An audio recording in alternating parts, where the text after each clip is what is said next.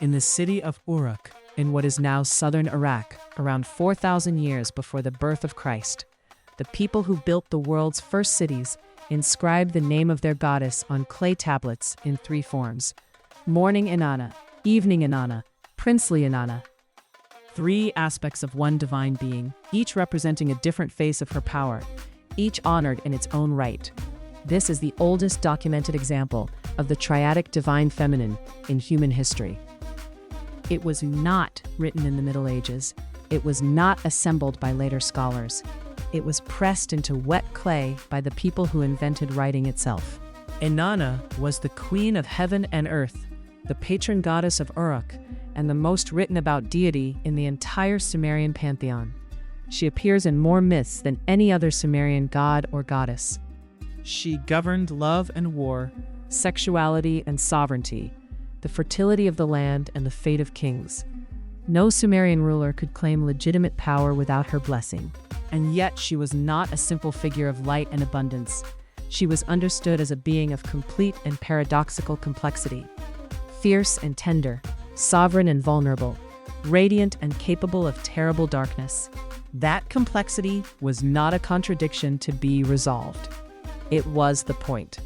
The three forms her worshippers recognized in archaic Uruk map onto the phases of the planet Venus, the celestial body with which Inanna was identified from the earliest records.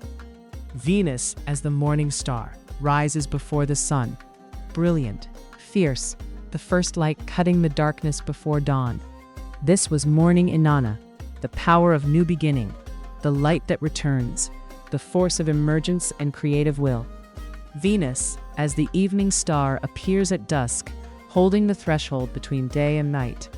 Luminous at the moment of descent, present at the edge. This was evening Inanna, the power at the boundary, the goddess at the threshold, the one who stands at the place where one thing becomes another.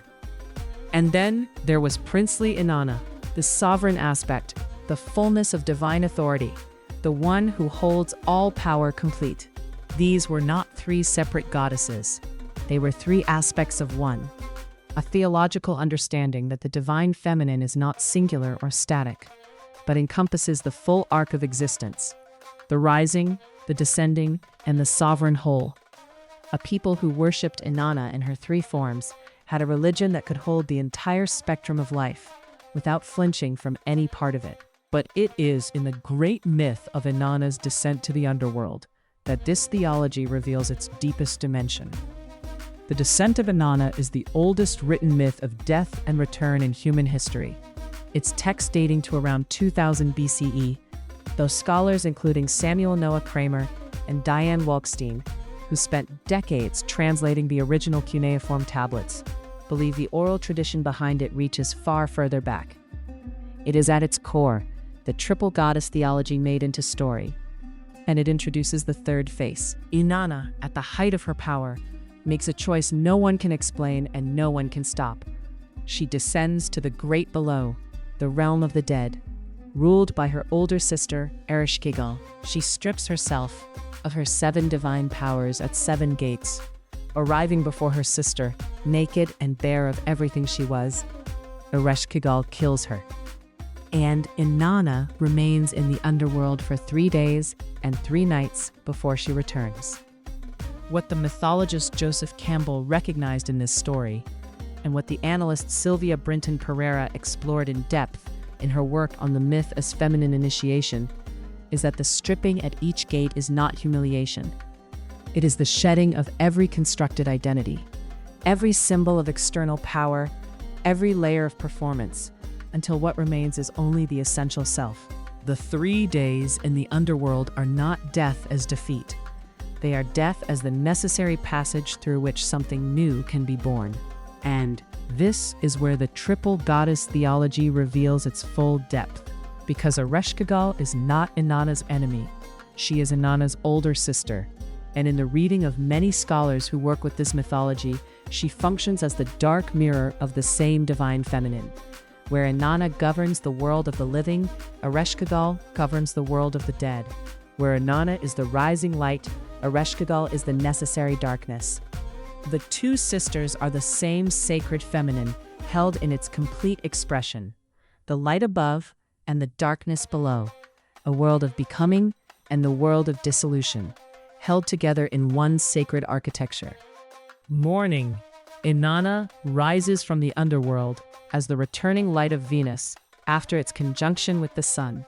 Astronomers working with the ancient texts have confirmed that the 7 days of the descent and the 3 days of death map precisely onto the astronomical cycle of Venus as it disappears from the evening sky and reappears as the morning star.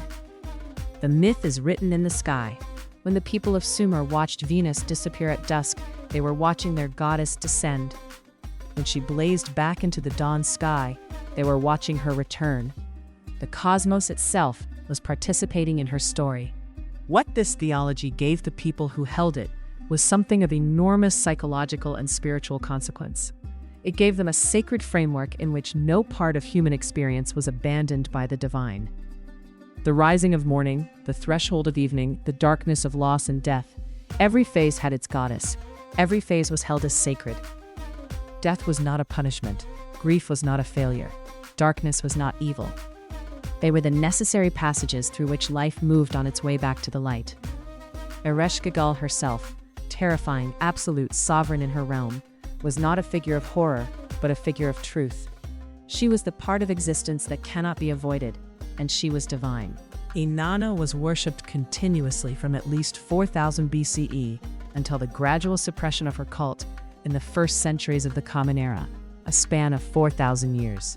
As she moved through cultures, she became Ishtar in Babylon, Astarte among the Phoenicians, Aphrodite in Greece, Venus in Rome. With each transformation, something of her was carried forward and something was narrowed. The fierce sovereignty was softened. The descent into darkness was set aside. The three faces became one. But before that narrowing, before the long reduction of the divine feminine into a single acceptable form, she was complete. She was the morning and the evening and the sovereign darkness all at once. The people who pressed her name into clay in three forms were not describing three different goddesses. They were describing what they understood the sacred feminine to be. Not a single note, but a full chord. Not one face, but the whole of existence, held in a woman's form, moving through the sky above them every night.